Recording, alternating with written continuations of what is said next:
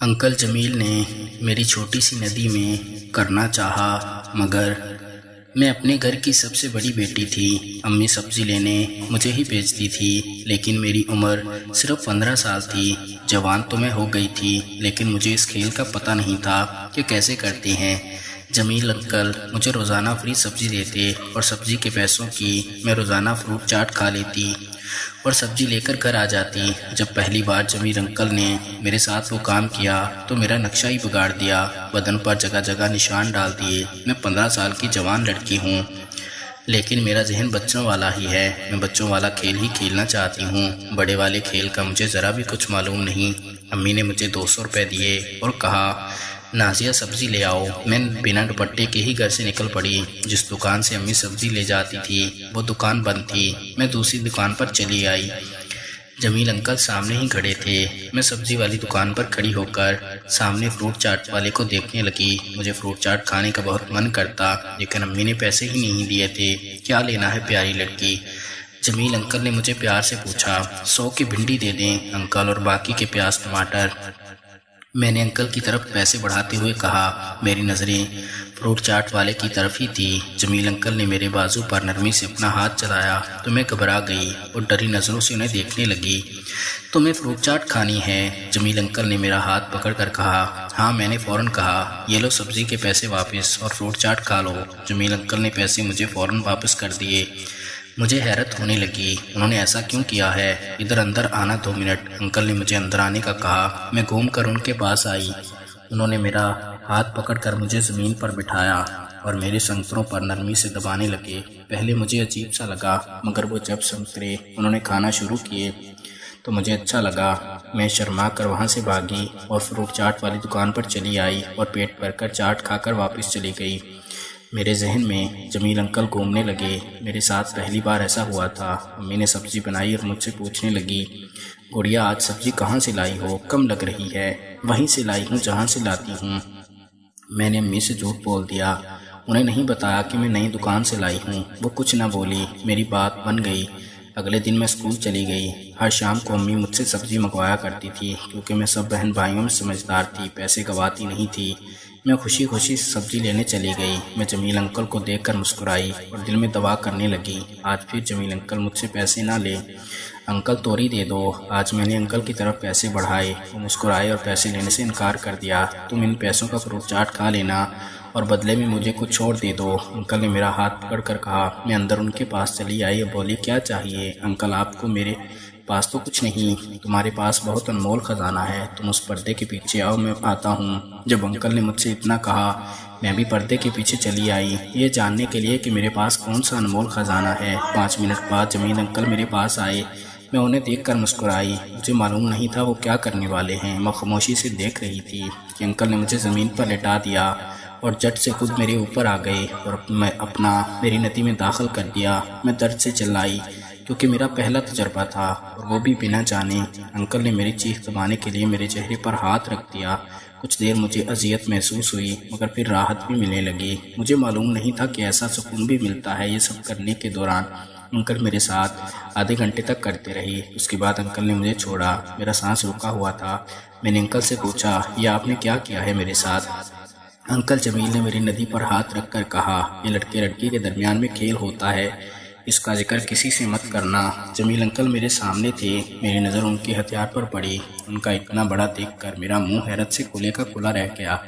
अपनी नज़रों से मैंने पहली बार देखा था। ये क्या है जमील अंकल आपका? मैंने उनके सामान को हाथ में पकड़ कर कहा, जिस तरह तुम्हारे पास नदी है, बिल्कुल वैसे ही मेरे पास ये सामान है। अंकल ने मुझे बताया। मुझे देर हो रही थी, इसलिए मैंने अंकल से ज़्यादा लंबी बात नहीं की और घर वापस लौट आई। मुझे देखते ही अम्मी गुस्सा होने लगी। कहाँ गई थी तुम? मैं सब्ज़ी लेने गई थी, मैंने डरते हुए अम्मी को जवाब दिया। मुझे डर था कहीं उन्हें कुछ मालूम ना हो जाए। मैंने तुम्हारी बहन को भेजा भी था तुम्हें देखने, मगर तुम कहीं नहीं थी। कहाँ से लाई हो सब्ज़ी? अम्मी ने सब्ज़ी चेक करते हुए पूछा। छोटी झूठ बोल रही होगी। अम्मी आपको पता है ना उसकी आदत का। मैंने इतना कहा और कमरे में चली आई।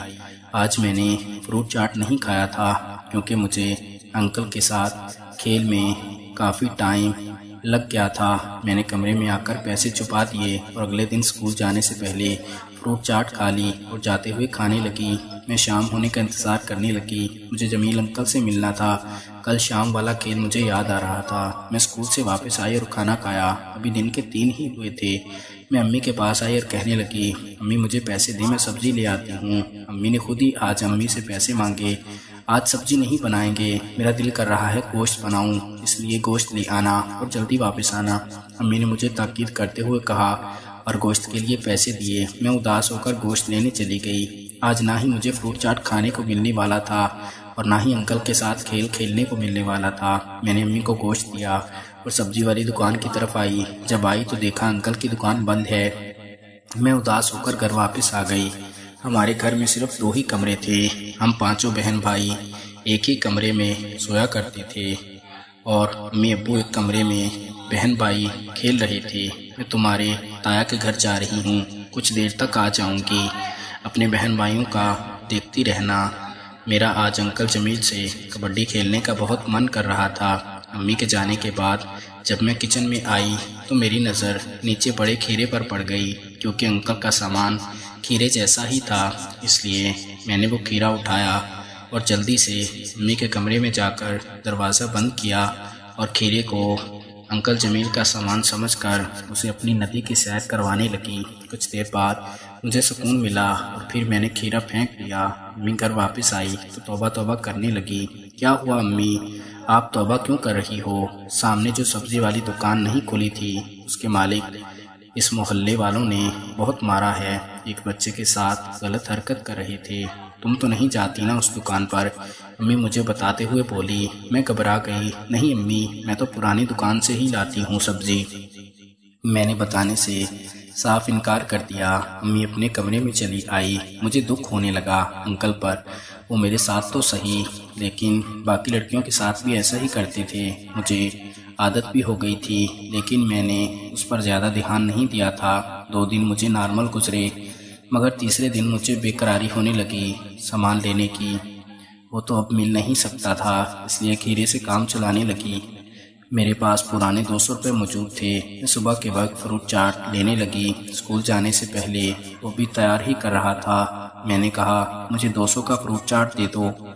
मैंने उस लड़के से कहा। उसने कहा, अभी चाट बनानी है, तुम बैठो मैं देता हूँ। वो जवान लड़का था। मैंने हामी भर दी और दुकान में बैठकर इंतज़ार करने लगी।